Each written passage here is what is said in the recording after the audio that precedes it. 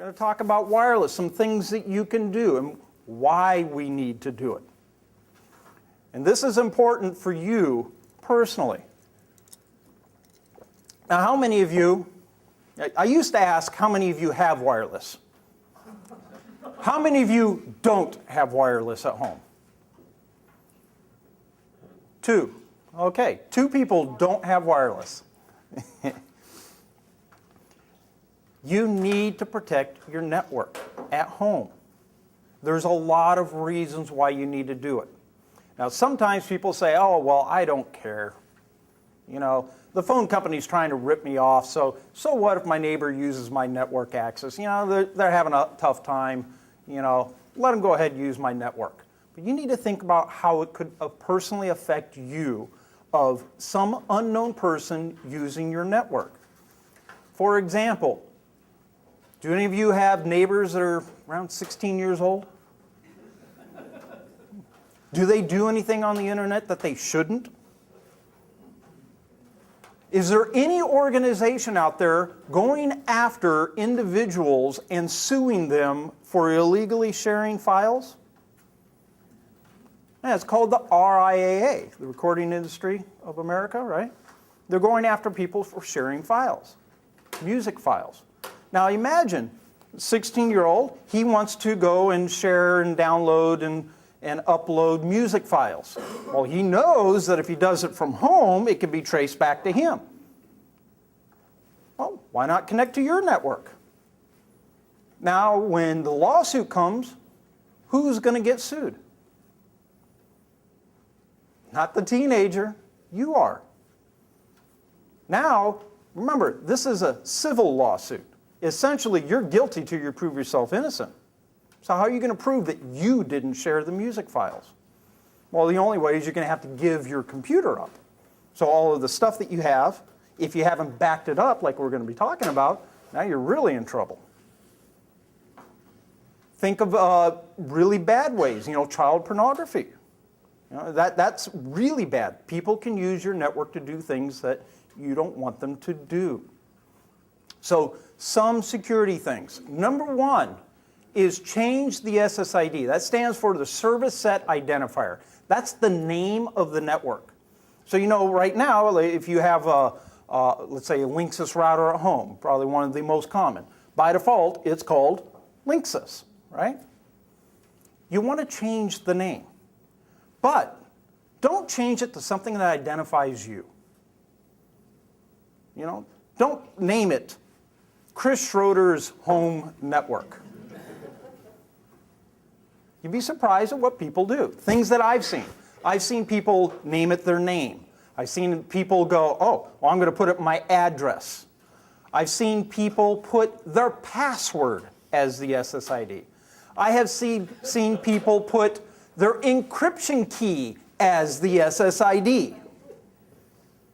It's not because they don't know. It's some of these things can get complicated. When you go to try to configure it, it's not working for you. So you need a password. So you start pasting the password everywhere until all of a sudden it starts working. You're not going to touch it because it's working. But be cautious what you put your network name. If you identify it as an individual, then as soon as you get somebody in the neighborhood upset, or somebody at work, because now it's very easy to go on the internet and find out where you live. Now they can see where you live and break in and cause harm or do something that you wouldn't want them to do. So you need to protect it. So the first step is to change the name of that network. Another thing that you might want to consider, this is not a have to do, this is sort of what I call bonus security. And that is turn off broadcasting of your network name. You'll notice that if you go to your router, your access point, there'll be a setting in there that says disable broadcast of SSID. What that means is if you turn a computer on, you won't see the network that says Chris Schroeder's Home. You won't see anything. In order to connect to it, you have to open up your wireless client and say, I want to connect to a network called Chris Schroeder's Home.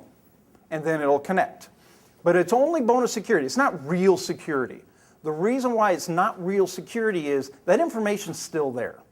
So the average person, driving by, or your neighbor who just has his laptop and turns on won't see it. But anybody who does want to break in, there are tools that will give us that information. It's readily available. It does not slow a bad guy down at all. Okay, maybe by about 10 seconds. Nothing really significant. Because the tools I would be using to break in will tell me what it is anyway. So, I mean, there's no way of slowing me down. But it's just one of those things. Out of sight, out of mind.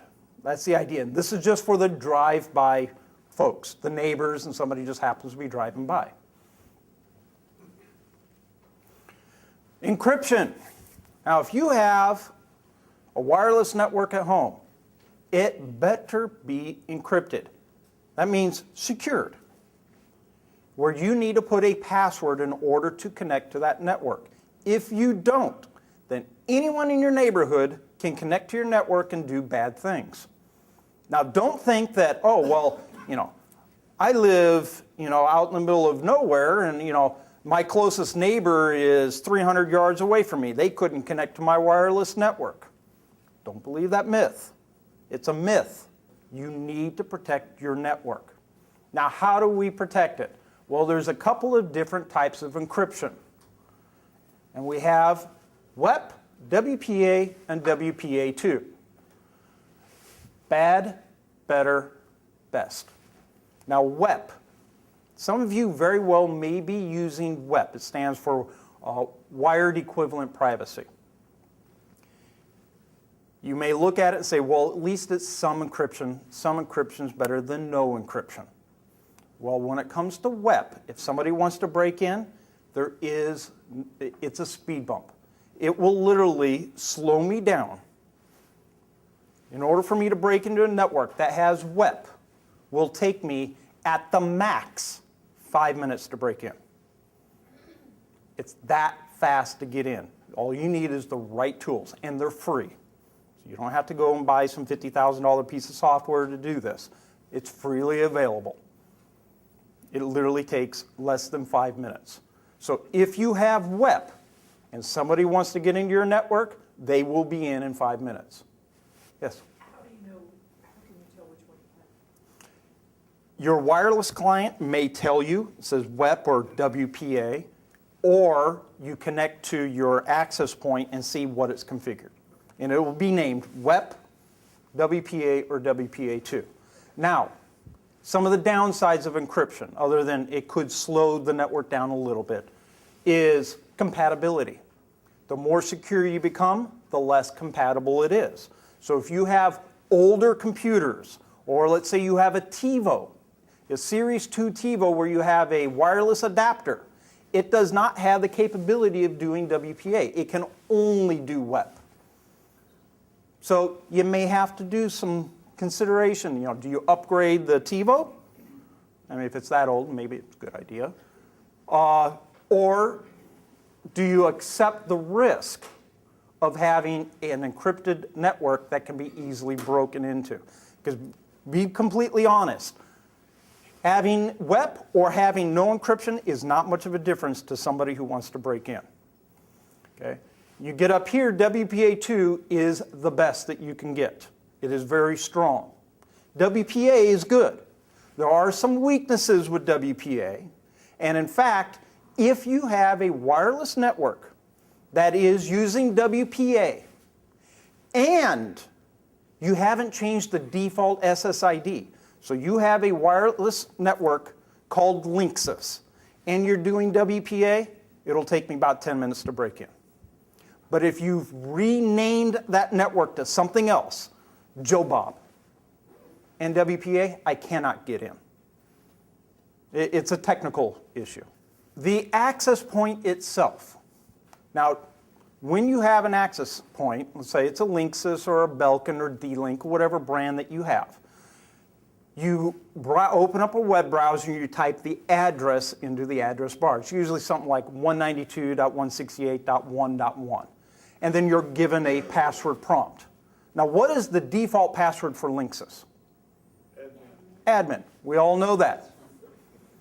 You're not the only one who knows it. Everybody knows it. You go to Google and type default password Linksys. First link will come back and tell you what it is. Same thing for D-Link and Belkin and every Cisco router. You'll find out what the defaults are. You need to change it. Because somebody gets in, they will reconfigure your network. They can do bad, nasty things. Some really bad things. So you need to change those passwords.